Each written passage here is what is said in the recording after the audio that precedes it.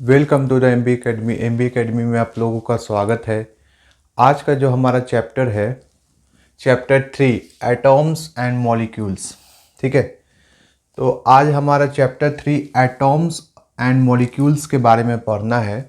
तो सबसे पहले हम लोग जानते हैं कि एटॉम्स और मॉलिक्यूल्स है क्या।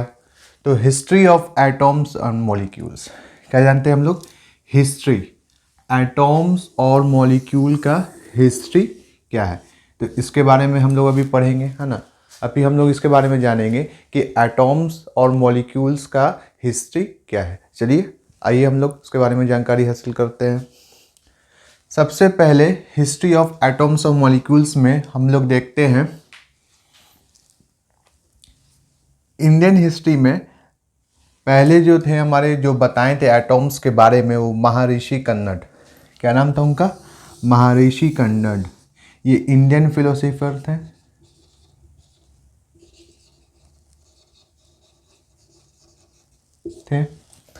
जिन्होंने बताया था अराउंड 500 BC। कब बताया था इन्होंने? महर्षि कन्नड़, ये अराउंड 500 BC। तो हम लोग कहाँ चले जाते हैं? हम लोग चलते हैं अराउंड 500 BC की तरफ। कहाँ चलते हैं हम लोग? अराउंड 500 BC की तरफ। तो अराउंड 500 BC में महर्षि कन्नड़ ने कहा था कि पदार्थ होता है, पदार्थ। तो ये क्या है? इंडियन है, इंडियन फिलोसोफर है। तो किसके बारे में बता रहे हैं? पदार्थ, है ना। इंडियन है तो इंडियन ही भाषा यूज करेंगे, है ना। तो इन्होंने बोला पदार्थ क्या होता है? एक पदार्थ होता है। क्या होता है? पदार्थ। अराउंड 500 BC कब बोला इन्होंने? कौन सा दौरान हम लोग गए? 500 BC, है ना, 500 BC। तो इन्होंने बोला कि पदार्थ जो होता है, पदार्थ, ठीक है, बताया इन्होंने, पदार्थ होता है। पदार्थ को क्या करते हैं हम लोग? तोड़ते हैं। अगर पदार्थ को हम लोग तोड़ते जाएं तोड़ते जाएं तोड़ते जाएं तो क्या बनेगा? परमाणु। क्या बताया महर्षि कन्नड़ ने? 500 BC। हम लोग चलते हैं कब? 500 BC की तरफ चलते हैं। कहाँ चलते हैं हम लोग? 500 BC की तरफ हम लोग चलते हैं। तो महर्षि कन्नड़ इंडियन फिलोसोफर हैं। उन्होंने क्या कहा कि एक क्या होता है? पदार्थ होता है, और पदार्थ को अगर तोड़ते जाएं तो क्या बनेगा? परमाणु। क्या बनेगा? परमाणु। पदार्थ को जब हम लोग तोड़ते जाएं तो क्या बनेगा? परमाणु। यही इन्होंने कहा था। ठीक है, तो महर्षि क्या थे? ये इंडियन थे। ठीक है, ये एशियंट हिस्ट्री में हम लोग पढ़ रहे थे। महर्षि Kannada Indian philosopher around 500 BC में इन्होंने कहा था कि पदार्थ होता है, अब पदार्थ को अगर तोड़ते जाएं तो क्या बनेगा? पदार्थ से परमाणु बनेगा। ठीक है, यहाँ तक समझ में आ गया? 500 BC तक का बात समझ में आ गया, है ना। अब इससे आगे हम लोग बढ़ते हैं ना, हम लोग फर्दर टॉपिक की तरफ बढ़ते हैं। चलिए ठीक है, बढ़ते हैं हम लोग।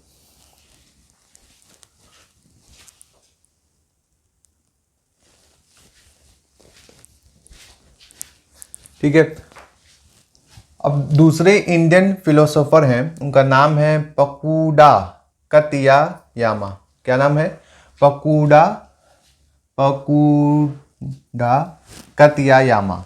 Indian philosopher Pakudha Katyayana said that these particles, मतलब परमाणु, normally exit in combined form which gives us various form of matter. इन्होंने क्या बोला? पकुडा कतियायामा ने कि इंडियन फिलोसोफर, ये भी क्या थे? इंडियन फिलोसोफर, दूसरे इंडियन फिलोसोफर थे। Indian philosopher Pakudha Katyayana said that this particle परमाणु normally exits in a combined form. ये जो पाया जाता है कैसा? एग्जिट फॉर्म, है ना। इसका जो होता है ये किस फॉर्म में पाया जाता है? हाँ, कंबाइन, मिला हुआ फॉर्म में पाया जाता है। ये अलग अलग नहीं होता। ये क्या होता है? ये मिला हुआ होता है, कंबाइन होता है। इसका जो फॉर्म होता है वह कैसा होता है? वो कंबाइंड फॉर्म होता है। ठीक है, विच gives us various form of matter, जो हमको क्या देता है? बहुत सारे फॉर्म का मैटर देता है ना। अलग अलग प्रकार का हमको क्या देता है? मैटर देता है ना। अलग अलग different types of different form of matter, जो हमको क्या देता है, डिफरेंट फॉर्म ऑफ मैटर देता है। ये किसने कहा था, फकूडा कतियायामा, ठीक है। ये क्या थे, ये इंडियन फिलोसोफर थे। बात समझ में आया। इन्होंने कहा सिंपली कि परमाणु जो है normally exit in combined form, ये नॉर्मली जो एग्जिट करता है कंबाइंड फॉर्म, मिला हुआ फॉर्म में एग्जिट करता है, ये अकेला नहीं रहता है, ठीक है, ये मिला हुआ होता है, कंबाइन होता है, ठीक है। विच gives us various form of matter, जो हमको बहुत सारा अलग अलग वेरियस फॉर्म ऑफ मैटर हमको देता है ना, अलग अलग फॉर्म का हमको क्या देता है, मैटर देता है, ठीक है। आई होप आपको समझ में आया होगा, ठीक है। इसको नोट डाउन कर लीजिए, आगे चलते हैं फर्दर टॉपिक की तरफ, ठीक है।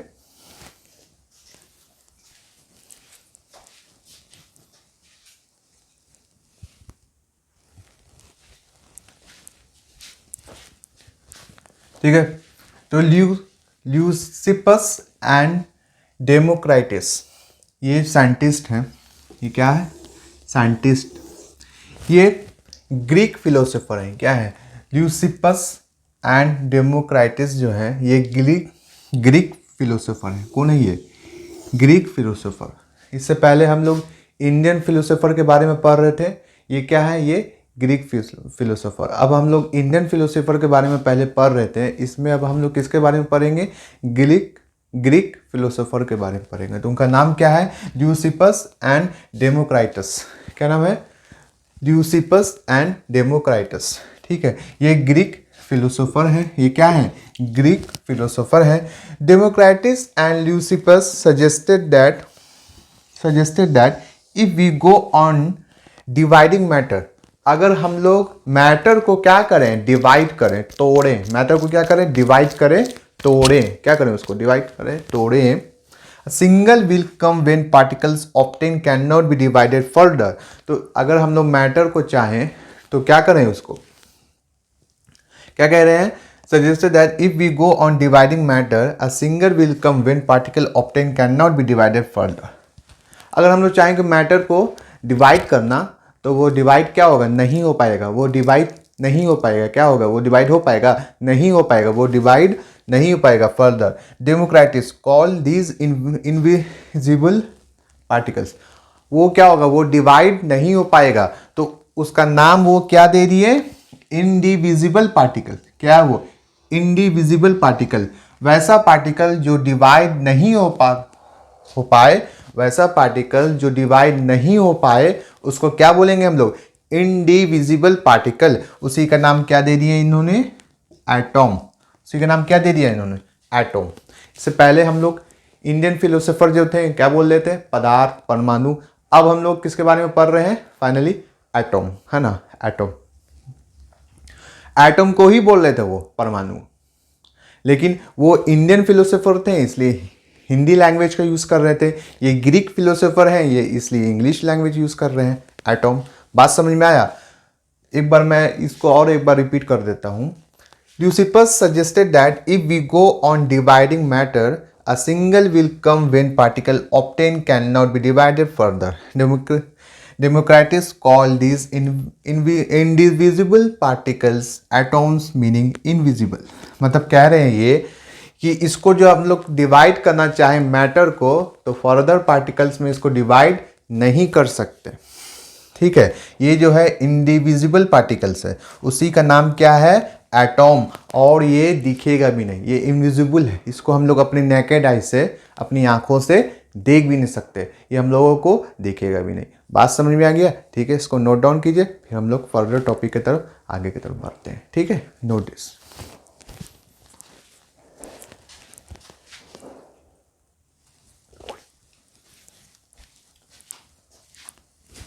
Laws of chemical combination. अभी जो हम लोग पढ़ रहे हैं क्या, laws of chemical combination, laws of chemical combination के बारे में अभी हम लोग पढ़ रहे हैं। अभी जो हम लोग पढ़ रहे हैं, क्या पढ़ रहे हैं, लॉज ऑफ केमिकल कंपोजिशन के बारे में। लॉज ऑफ केमिकल कॉम्बिनेशन में हम लोग क्या पढ़ेंगे, एंटोनी एल लवोजियर। क्या है, Antoine L Lavoisier laid the foundation of chemical science by establishing two important laws of chemical combination. क्या कह रहा है, अभी जो हम लोग पढ़ रहे हैं, क्या पढ़ रहे हैं, लॉज ऑफ केमिकल कॉम्बिनेशन के बारे में पढ़ रहे हैं, ठीक है। तो उसमें Antoine L Lavoisier laid the foundation of chemical science, इन्होंने क्या दिया था, केमिकल साइंस, है ना, मतलब केमिस्ट्री का, केमिकल साइंस का इन्होंने क्या किया, एक फाउंडेशन तैयार किया था। क्या किया, एक बेस तैयार किया था। क्या तैयार किया था इन्होंने, एक फाउंडेशन तैयार किया था, एक बेस इन्होंने क्या किया था, तैयार किया था, जो दो इंपॉर्टेंट लॉज के ऊपर है। दो इंपॉर्टेंट लॉज है, क्या है, दो इंपॉर्टेंट लॉज, पहला है laws of conservation of mass, क्या है, laws of conservation of mass, और दूसरा जो है लॉज ऑफ कांस्टेंट प्रोपोर्शन, ठीक है। जो दो important laws of chemical combination का, जो दो इंपॉर्टेंट लॉज है, पहला क्या है, laws of conservation of mass, दूसरा है लॉज ऑफ कांस्टेंट प्रोपोर्शन, ठीक है। तो आइए इसके बारे में हम लोग डिटेल अभी जानकारी हासिल करते हैं, ठीक है। नोट दिस पॉइंट, ठीक है। हम लोग बढ़ते हैं आगे फर्दर टॉपिक की तरफ, ठीक है।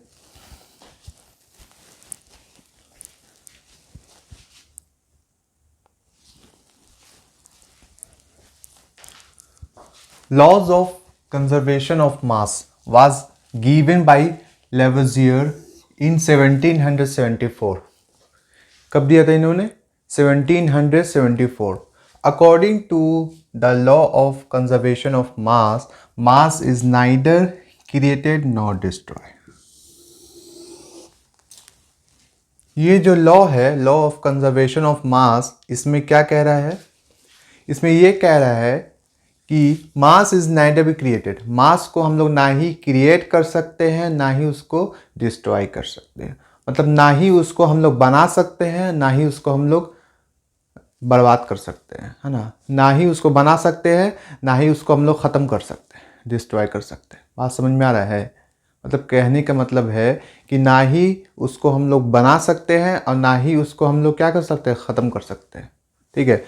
मास इज नाइदर बी क्रिएटेड और नॉट डिस्ट्रॉय, ना ही उसको हम लोग बना सकते हैं, ना ही उसको हम लोग ख़त्म कर सकते हैं। इन अ केमिकल रिएक्शन, किसमें, तो केमिकल रिएक्शन में, किसमें, तो chemical reaction. Therefore is no change in mass during a chemical reaction, तो केमिकल रिएक्शन के दौरान इसमें कोई भी चेंज क्या होगा, नहीं होगा। इसीलिए total mass of reactant, total mass of reactant is equal to total mass of product. क्या बोल रहे हैं, total mass of reactant is equal to total mass of product. तो टोटल मास ऑफ रिएक्टेंट क्या है मेरा, हाइड्रोजन, इसको molecular formula क्या है इसका, H2। ऑक्सीजन, उसका मॉलिक्यूलर फॉर्मूला क्या है, O2। ये दोनों क्या है मेरा, रिएक्टेंट है, ये दोनों क्या है, रिएक्टेंट। अब इसको हम लोग क्या कराया, रिएक्शन कराया, तो मेरा क्या बना, प्रोडक्ट। तो total mass of reactant equal to total mass of product. तो प्रोडक्ट में क्या बना मेरा, H2O। H2O क्या है, ये वाटर है, मतलब हाइड्रोजन और ऑक्सीजन को मिलाया तो क्या बना मेरा, पानी बना, वाटर बना। ये क्या हो गया मेरा, केमिकल इक्वेशन। H2O क्या, ये पूरा जो है, ये पूरा मेरा क्या हो गया, केमिकल इक्वेशन। मतलब H2O और ऑक्सीजन को मिलाया तो क्या बना, H2O। H2O जो बना ये क्या है, वाटर का मॉलिक्यूलर फॉर्मूला है। तो ये मेरा क्या हुआ यहाँ पे, केमिकल इक्वेशन। H2O क्या था मेरा, ये H2O जो था ये प्रोडक्ट बना। मतलब दो रिएक्टेंट को मिलाया, हाइड्रोजन और ऑक्सीजन दोनों मेरा रिएक्टेंट है, दोनों को मिलाया तो मेरा प्रोडक्ट बना। प्रोडक्ट में क्या बना, तो H2O। H2O क्या है मेरा प्रोडक्ट। तो ये क्या है, केमिकल इक्वेशन है। इसको नोट डाउन कर लीजिए, फर्दर टॉपिक की तरफ हम लोग बढ़ते हैं, ठीक है।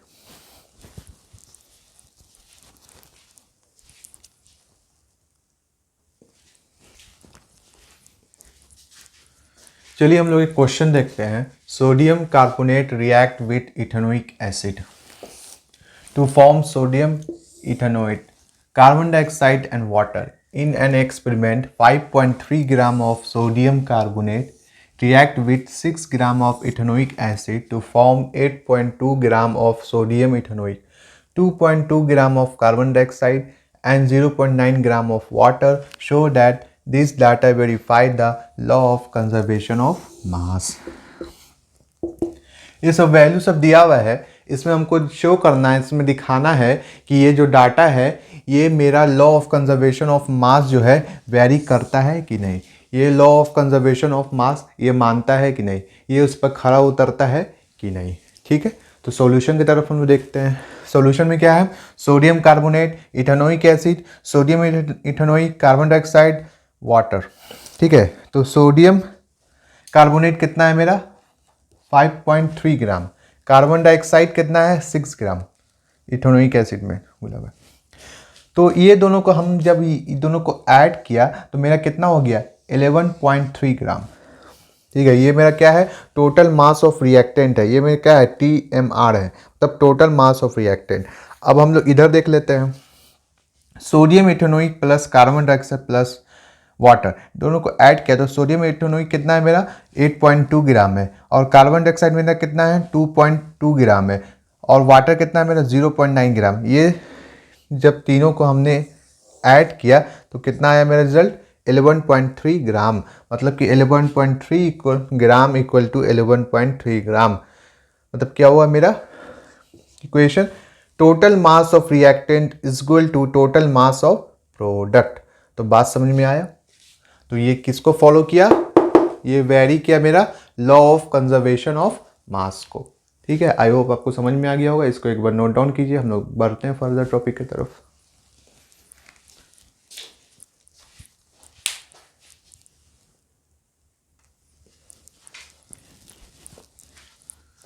आइए हम लोग देखते हैं laws of constant proportions. The law was given by Proust, this law was given by Proust in 1779।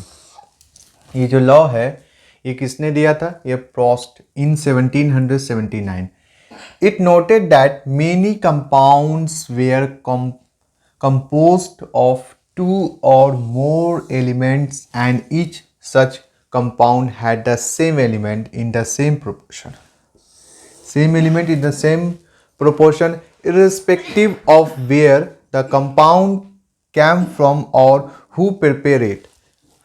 In a chemical substance, the elements are always present in definite proportion by mass.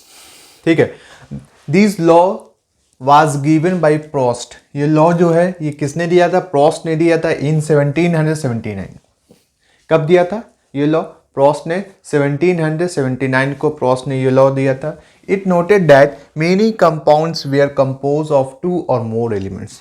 इनका कहना था कि बहुत सारा compounds जो है वो compound जो है वो कंपोज्ड है, बना हुआ है दो या दो से ज़्यादा एलिमेंट से, है ना। इनका कहना था कि many compounds were compose of two or more element.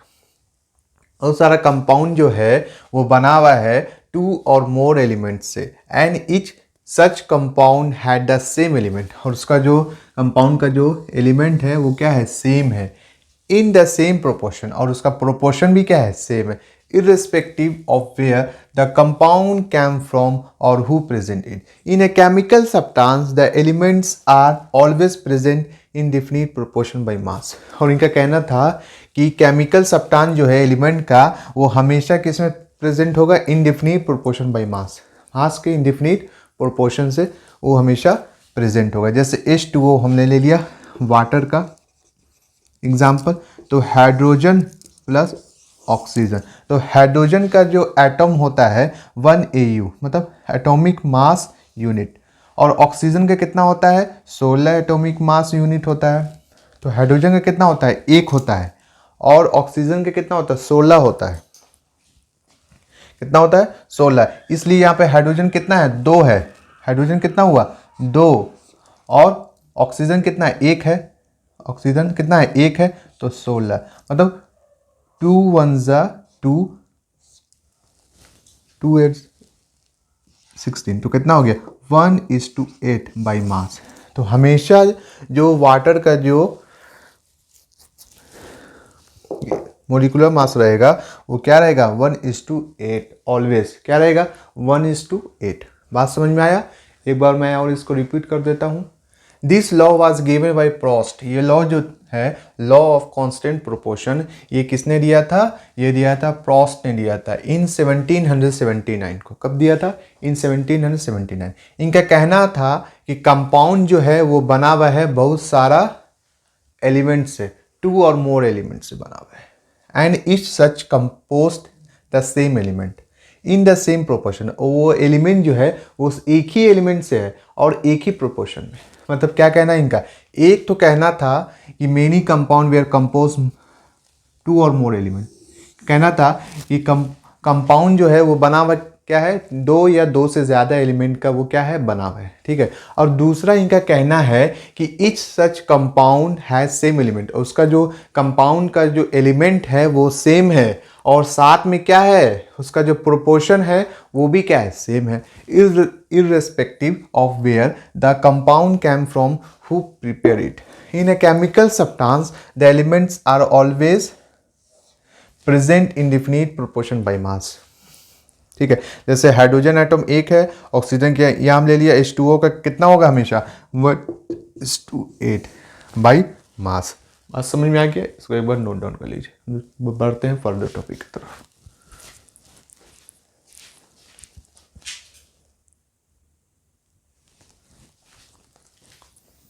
ठीक है, देखते हैं हम लोग H2O।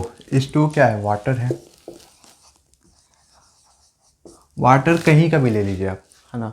वाटर आप नदी का ले लीजिए, तालाब का ले लीजिए, बिस्लरी का ले लीजिए, एक्वाफीना का ले लीजिए, किनले का ले लीजिए, है ना, बारिश का ले लीजिए, कहीं का भी ले लीजिए वाटर आप, उसका जो मॉलिक्यूलर फार्मूला है वो क्या है? H2O है। कहीं का भी ले लीजिए, उसका जो मॉलिक्यूलर फार्मूला क्या है? H2O। तो हाइड्रोजन का कितना नंबर ऑफ एटम है? 2 है। ऑक्सीजन कितना है? 1 है। तो 2 हाइड्रोजन एटम और 1 ऑक्सीजन एटम। 2 हाइड्रोजन एटम मतलब 2 × 1 2। ठीक है।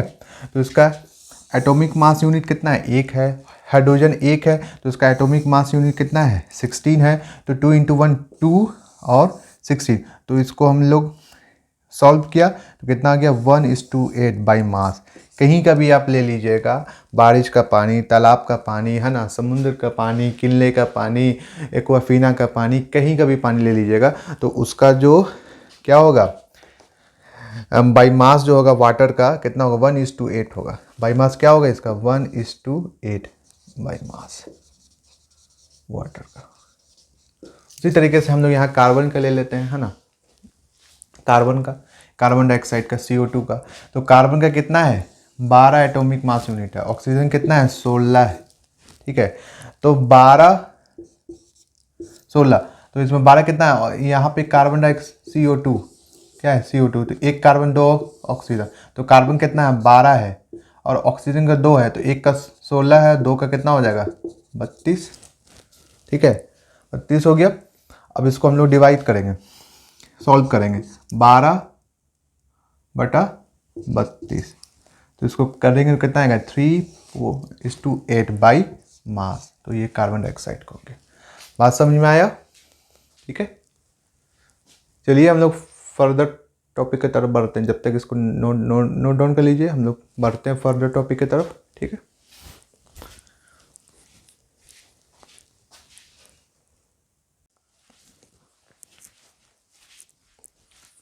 हमारा अगला टॉपिक जो है डाल्टन्स एटॉमिक थ्योरी के बारे में।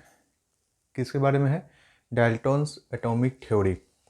In 1808, Dalton presented his atomic theory to explain the properties of matter.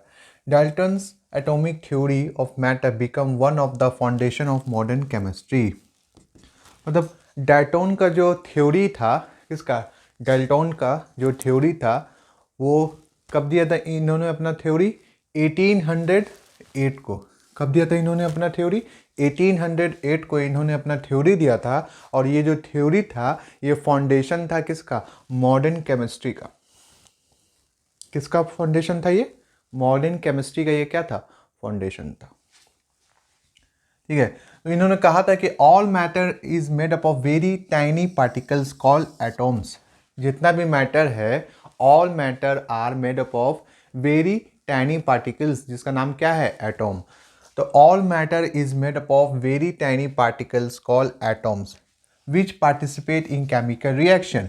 जो किस में पार्टिसिपेट करता है, जो किस में भाग लेता है, केमिकल रिएक्शन में। इन्होंने क्या कहा, all matter is made up of very tiny particles called atoms which participate in chemical reaction. जो कहाँ पार्टिसिपेट करता है, केमिकल रिएक्शन में। ठीक है, बात समझ में आ रही है। Atoms are invisible. अब क्या कहा इन्होंने, atoms are indivisible particles which can not be created or destroy in chemical reaction. अब एटॉम जो है वो इंडिविजिबल पार्टिकल्स है, जिसको हम लोग डिवाइड नहीं कर सकते, जिसको हम लोग तोड़ नहीं सकते। ठीक है, विच कैन नॉट बी क्रिएटेड, ना ही इसको हम लोग क्रिएट कर सकते हैं, ना ही इसको हम लोग बना सकते हैं, और ना ही इसको हम लोग डिस्ट्रॉय कर सकते हैं, ना ही इसको हम लोग क्या कर सकते हैं, ना ही इसको हम लोग बना सकते हैं, ना ही इसको हम लोग तोड़ सकते हैं, मतलब नष्ट कर सकते हैं। ना ही इसको हम लोग क्रिएट कर सकते हैं, ना ही इसको हम लोग बना सकते हैं, और ना ही इसको हम लोग मतलब तोड़ सकते हैं, है ना। इन केमिकल रिएक्शन, केमिकल रिएक्शन में, किस में, केमिकल रिएक्शन में। ठीक है, तो दो पॉइंट हम लोगों ने जाना। पहला जाना, all matter is made up of very tiny particles called atom, जिसका नाम क्या रखा, atom, which participate in chemical reaction, जो किस में पार्टिसिपेट करता है, केमिकल रिएक्शन में। पहला पॉइंट मेरा हो गया। दूसरा इन्होंने बोला, atoms are indivisible particles. Atom जो है वो इंडिविजिबल पार्टिकल, मतलब उसका डिवाइड नहीं कर सकते, वो डिवाइड नहीं होगा। ठीक है, विच कैन नॉट बी क्रिएटेड, जिसको हम लोग ना ही क्रिएट कर सकते हैं, ना ही इसको हम लोग बना सकते हैं, और ना ही इसको हम लोग डिस्ट्रॉय कर सकते हैं, ना ही इसको हम लोग नष्ट कर सकते हैं, ना ही इसको हम लोग बना सकते हैं, और ना ही इसको हम लोग नष्ट कर सकते हैं। किस में, तो केमिकल रिएक्शन में। ये दो पॉइंट हम लोगों को समझ में आ गया। तीसरा पॉइंट कह रहा है, atom of a given element are identical in mass. Mass में कैसा रहेगा, वो आइडेंटिकल रहेगा, सेम रहेगा। और एंड केमिकल प्रॉपर्टीज, उसका क्या रहेगा, एटॉम का जो रहेगा, एटॉम का जो एलिमेंट का जो रहेगा क्या रहेगा, आइडेंटिकल मास। उसका जो मास रहेगा वो क्या रहेगा, आइडेंटिकल रहेगा। एंड और जो उसका केमिकल प्रॉपर्टीज है वो भी क्या रहेगा, आइडेंटिकल रहेगा, सेम रहेगा। मतलब एटॉम का जो एलिमेंट है उसका जो मास है वो क्या रहेगा, आइडेंटिकल रहेगा, सेम रहेगा। ठीक है, और उसका जो केमिकल प्रॉपर्टीज़ है वो भी क्या रहेगा, आइडेंटिकल रहेगा, सेम रहेगा। बात समझ में आया। तीन टॉपिक अभी हम लोग, मतलब 3 पॉइंट हम लोग पढ़ा। कितना पॉइंट पढ़ा अभी हम लोग, 3 पॉइंट। ये किसका थ्योरी पढ़ रहे हैं हम लोग, डाल्टन एटॉमिक थ्योरी। किसका पढ़ रहे हैं, डाल्टन्स एटॉमिक थ्योरी। जिन्होंने पहला थ्योरी में बताया कि मैटर जो है बहुत छोटे पार्टिकल से बना हुआ है, जिसको हम लोग क्या बोलते हैं, एटॉम बोलते हैं। ठीक है, दूसरा इन्होंने कहा कि इसको हम लोग डिवाइड नहीं कर सकते, इसको हम लोग फर्दर डिवाइड नहीं कर सकते, ये इंडिविजिबल है ना, इसको हम लोग नहीं कर सकते हैं। और क्या बोला इन्होंने कि इसको हम लोग ना ही क्रिएट कर सकते हैं, ना ही इसको हम लोग बना सकते हैं, और ना ही इसको हम लोग नष्ट कर सकते हैं। ठीक है, तीसरा पॉइंट इन्होंने बोला कि atom of given element are identical in mass. Mass में क्या रहेगा, वो आइडेंटिकल रहेगा, वो सेम रहेगा। और केमिकल प्रॉपर्टीज भी उसका क्या रहेगा, सेम रहेगा। ये 3 पॉइंट हम लोग पढ़ा। एटॉम ऑफ डिफरेंट एलिमेंट है different masses and chemical properties. अब पॉइंट 4 में क्या कह रहे हैं, डाल्टन एटॉमिक थ्योरी में पॉइंट 4 में क्या कह रहे हैं, डाल्टन साहब ने कहा, atoms of different element have different mass. Atom का जो अलग अलग एलिमेंट है, डिफरेंट एलिमेंट है, जो अलग एलिमेंट है, उसका मास भी क्या होगा, अलग होगा। क्या होगा, atom of different element have different mass and chemical properties. अब डाल्टन साहब ने क्या बोला कि जो अलग एलिमेंट होगा, जो डिफरेंट एलिमेंट होगा, उसका मास और उसका प्रॉपर्टीज भी क्या होगा, अलग होगा। सिंपल सी बात है, क्या है कि एटॉम का जो डिफरेंट एलिमेंट होगा, जो अलग एलिमेंट होगा, उसका मास भी क्या होगा, डिफरेंट होगा, और उसका केमिकल प्रॉपर्टीज भी क्या होगा, डिफरेंट होगा। अब पॉइंट 4 में क्या कह रहे हैं, atoms combine in the ratio of small whole number to form compound.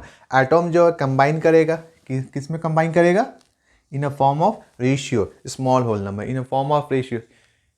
Atom जो है किस में कंबाइन करेगा, in the form of ratio के फॉर्म में, होल नंबर के फॉर्म में, मतलब A/B के फॉर्म में, है ना। इसको हमने इस तरफ से लिया A:B, मतलब इस फॉर्म में ये कंबाइन करेगा। The relative number and kind of atom are constant in given compound, और ये कंपाउंड में क्या रहेगा, कांस्टेंट रहेगा, फिक्स रहेगा। क्या रहेगा, ये कंपाउंड में फिक्स रहेगा, कांस्टेंट रहेगा। आ गई बात समझ में? ठीक है, इसको नोट डाउन कर लीजिए, है ना। फिर हम लोग फर्दर टू टॉपिक की तरफ बढ़ते हैं। Note it.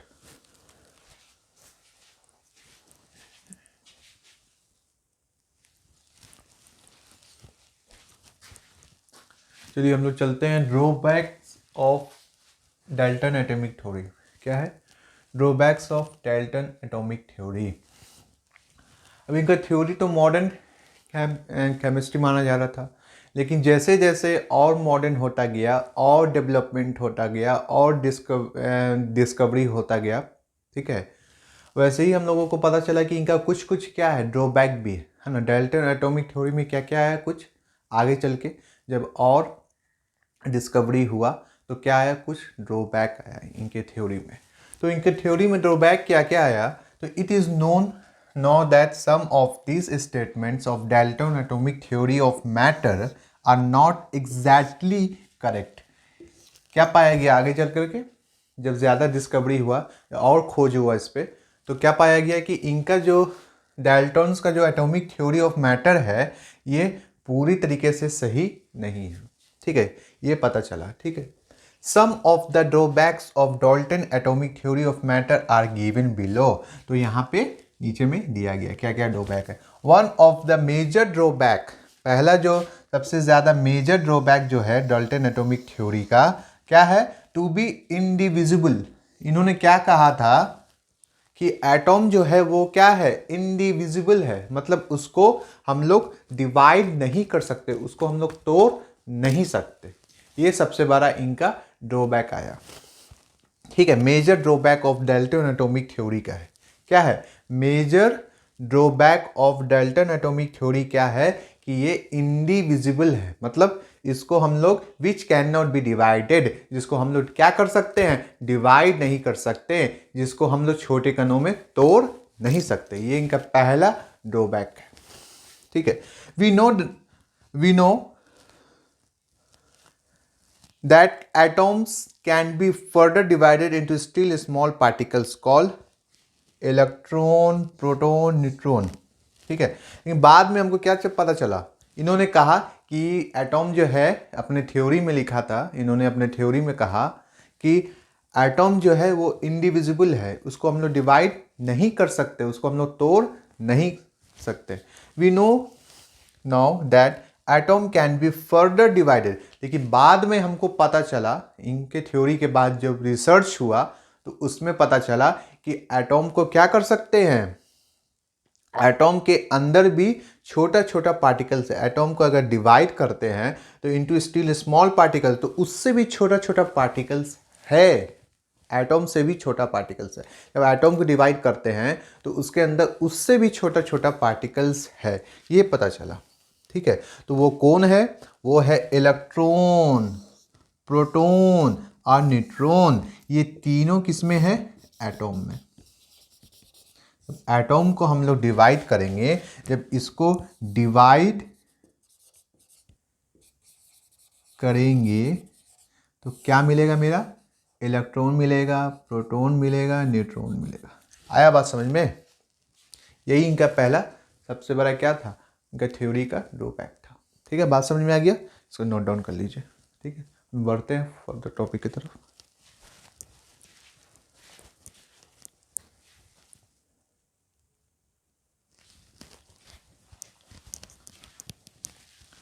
दूसरा पॉइंट है, Dalton's atomic theory said that all the atoms of an element have exactly the same mass. दूसरा पॉइंट मीनू क्या क्या, दूसरा पॉइंट क्या है, Dalton's atomic theory said that all the atoms of an element have exactly the same mass, है ना। पहला drawback पढ़ लिया हम लोग। दूसरा ड्रॉबैक ये है कि इन्होंने कहा था atoms atomic Dalton atomic theory में said that all the atoms of an element have exactly the same mass. It is however now that atoms of the same element can have slightly different mass. Atom जो same element का भी atom जो होगा उसका भी मास जो है वो स्लाइटली क्या होगा, डिफरेंट होगा। ये आगे पता चला है ना।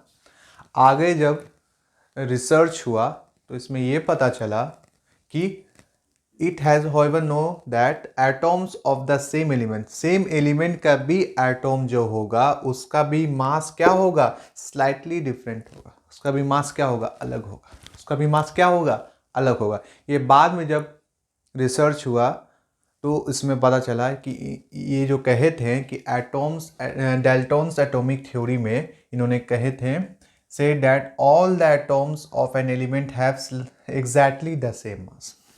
इन्होंने क्या कहा था, डाल्टन एटॉमिक थ्योरी में इन्होंने कहा था कि जितना भी एटम है एलिमेंट का उसका जो मास होगा वो क्या होगा, सेम होगा।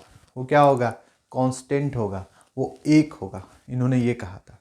लेकिन और जब आगे रिसर्च हुआ तो उसमें क्या हुआ, इनका बात जो है गलत साबित हुआ, है ना।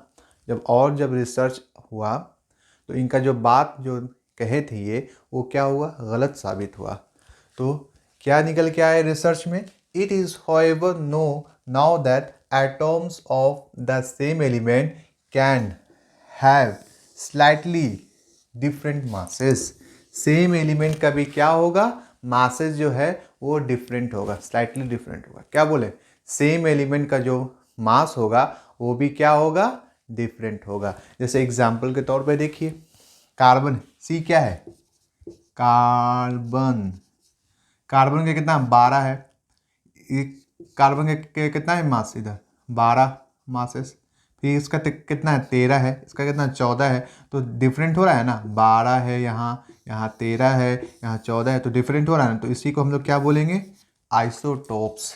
इसको क्या बोलेंगे हम लोग, आइसोटोप्स। इसी को हम लोग क्या बोलेंगे, आइसोटोप्स।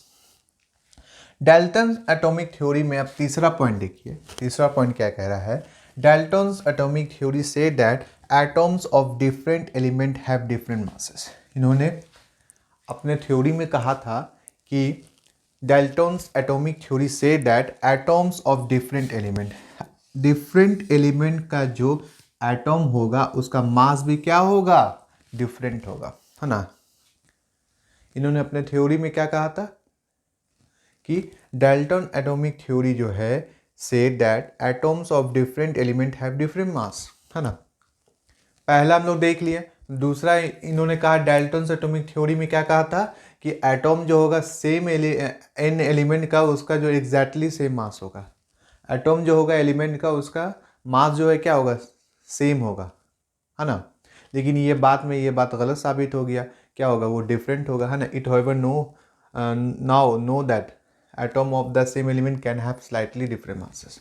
ठीक है, इनका ये दूसरा ड्रॉबैक था थ्योरी का। और तीसरा ड्रॉबैक क्या है कि इन्होंने कहा था डाल्टन्स एटॉमिक थ्योरी में say that atoms of different element have different masses. क्या कहा था इन्होंने कि डिफरेंट एलिमेंट, अलग अलग एलिमेंट का मास भी क्या होगा, अलग अलग होगा।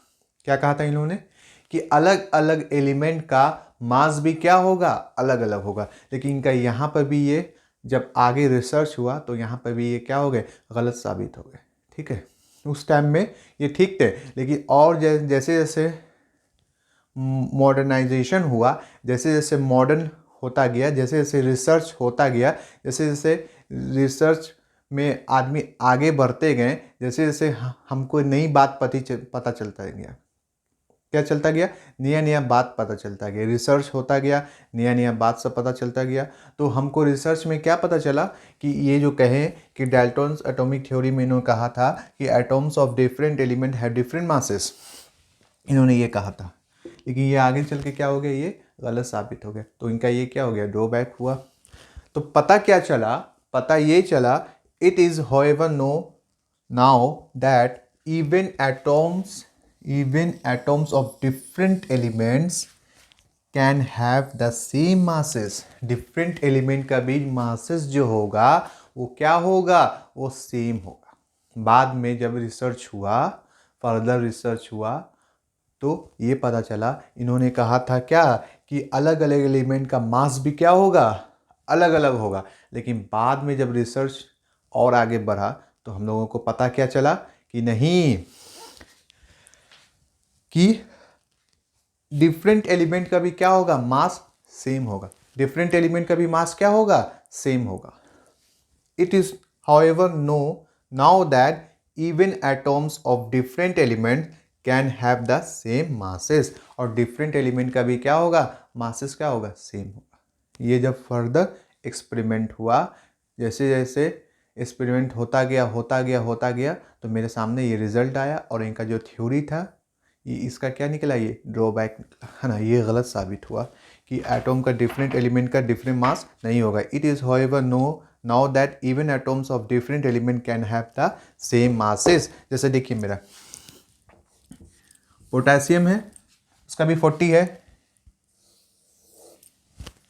कैल्शियम है, उसका भी क्या है, 40 है। तो ये मेरा क्या है, आइसोबार है। ये क्या है, मेरा आइसोबार है, ठीक है। फर्दर टॉपिक में हम लोग डिस्कस कर लेंगे एक पॉइंट्स आइसोटोप्स के ऊपर और आइसोबार्स के ऊपर, ठीक है। ठीक है, इसको नोट डाउन कर लीजिए, फिर हम लोग बढ़ते हैं फर्दर टॉपिक की तरफ।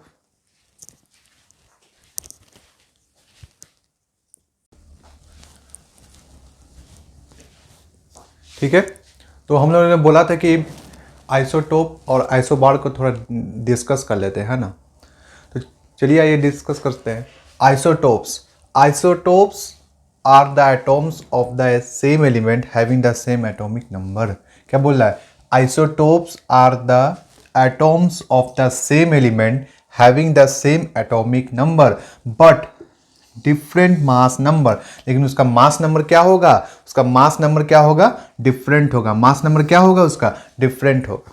क्या बोल रहा है कि isotopes are the atoms of the same element having the same atomic number. उसका एटॉमिक नंबर क्या होगा, एटॉमिक नंबर उसका जो होगा वो सेम होगा। एटॉमिक नंबर क्या होगा उसका, सेम होगा, ठीक है। एटॉमिक नंबर उसका क्या होगा, सेम होगा। लेकिन बट डिफरेंट मास नंबर, लेकिन उसका मास नंबर क्या होगा, डिफरेंट होगा। जैसे हम लोग देखते हैं कार्बन 12, कार्बन 13 एंड कार्बन 14। तो ये क्या है, ये इसका मास नंबर क्या है, डिफरेंट है। इसमें मास नंबर क्या है, 14 है, इसमें मास नंबर 12 है, इसमें मास नंबर 13 है, ठीक है। ये तीन हम लोग आइसोटोप ले लिए, एग्जाम्पल किसका ले लिए, कार्बन का ले लिया।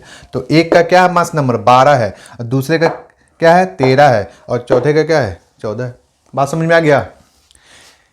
एक का 12 है, दूसरे का 13 है, तीसरे का 14 है। तो कार्बन 12 सेम है, सब क्या है, सेम है। तो the isotopes are the atoms of the same element. एक ही एलिमेंट है ना, सेम एलिमेंट है ना, एक ही एलिमेंट है, कार्बन है, यहां भी कार्बन है, यहां भी कार्बन है, यहां भी कार्बन है। तो ये सेम एलिमेंट है कि नहीं है, having the same atomic number. और इसका एटॉमिक नंबर भी क्या है, सेम है। कार्बन का एटॉमिक नंबर हम लोग सब जान रहे हैं 6 है, तो कार्बन का एटॉमिक नंबर भी क्या है, सेम है। इसका भी 6, इसका भी 6 और इसका भी 6। लेकिन इसका मास नंबर क्या है, इसका 12 है, इसका 13 है, इसका 14 है। तो यही मेरा क्या आइसोटोप्स है। एटॉमिक नंबर क्या होगा, सेम होगा। सेम एलिमेंट है तो उसका एटॉमिक नंबर क्या होगा, सेम होगा। क्या बोला, isotopes are the atoms of the same element having the same atomic number. Same element है तो उसका एटॉमिक नंबर भी क्या होगा, सेम होगा। लेकिन उसका मास नंबर क्या होगा, डिफरेंट होगा। मास नंबर क्या होगा, डिफरेंट होगा। यहां हमने 12 देखा, यहां हमने 13 देखा, यहां हमने 14 देखा। तो ये क्या है, कार्बन का है ना, ठीक है। तो आइसोटोप्स आई होप आपको समझ में आ गया होगा, ठीक है। इसको एक बार नोट डाउन कर लीजिए, हम लोग फर्दर टॉपिक की तरफ बढ़ते हैं, ठीक है।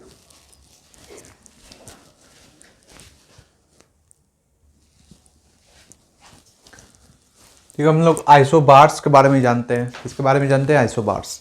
Isobars are atom of different chemical elements that have the same number of nucleons. तो इसका सेम नंबर ऑफ क्या होता है, न्यूक्लियॉन्स जो होता है, इसका न्यूक्लियॉन्स जो होता है उसका क्या होता है, सेम नंबर का होता है। क्या होता है, इसका न्यूक्लियॉन्स सेम नंबर का होता है। Isobars are atom of different chemical element that have the same number of nucleons. मतलब बात समझ में आ गया, क्या कह रहे हैं यहाँ पर।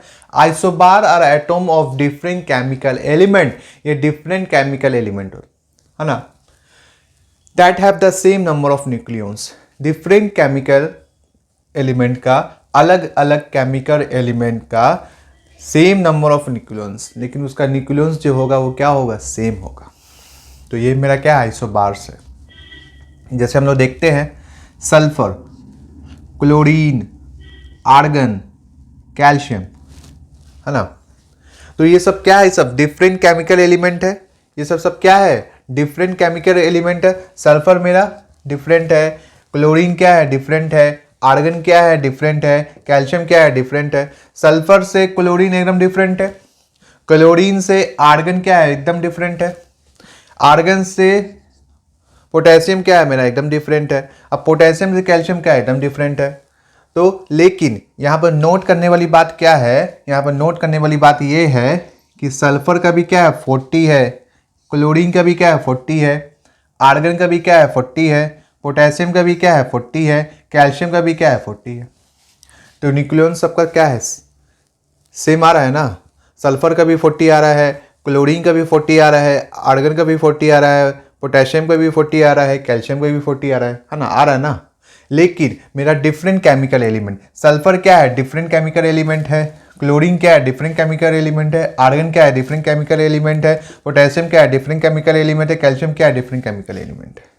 बात समझ में आया। डिफरेंट डिफरेंट केमिकल एलिमेंट का न्यूक्लियॉन्स जो होगा वो क्या होगा, वो सेम होगा। न्यूक्लियॉन्स जो होगा वो क्या होगा, सेम होगा। तो यही मेरा क्या है, आइसोबार्स। यही मेरा क्या है, आइसोबार्स।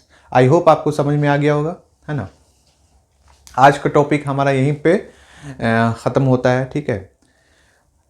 तो हाँ, अब हम लोग मिलते हैं नेक्स्ट टॉपिक में, ठीक है। जब तक के लिए क्या कीजिए, अपना ख्याल रखिए, अपना आसपास के इन्वायरमेंट को क्या रखिए, स्वस्थ रखिए, साफ सुथरा रखिए, बड़ों का सम्मान कीजिए, छोटों से प्यार कीजिए, और क्या कीजिए, और ये कीजिए कि MB एकेडमी को सब्सक्राइब कीजिए, लाइक कीजिए, ज़्यादा से ज़्यादा शेयर कीजिए। हम लोग मिलते हैं बहुत जल्द अगले टॉपिक के साथ, ठीक है। जब तक के लिए अपना ख्याल रखिए, ठीक है। जय हिंद, जय भारत।